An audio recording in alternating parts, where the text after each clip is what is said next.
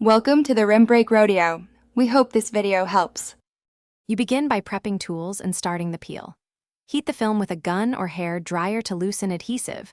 Hold about 6-8 inches away and move constantly so you don't warp glass. Once warmed, lift a corner with a razor at a shallow angle. You want to separate film from glass, not scratch.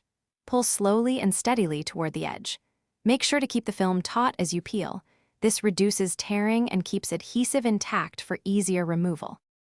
Once the film comes off, keep a rhythm. Heat, peel, reheat. You reheat stubborn sections before forcing them because adhesive softens with warmth. This prevents rips and saves time. If the film tears, work the loose piece until you can grab a solid edge and use a spray of ammonia or soapy water to loosen glue. The liquid reduces tack so you can scrape safely with a razor. Make sure to check corners and curved areas carefully. They need extra patience and targeted heat. You finish by removing adhesive residue and restoring clarity.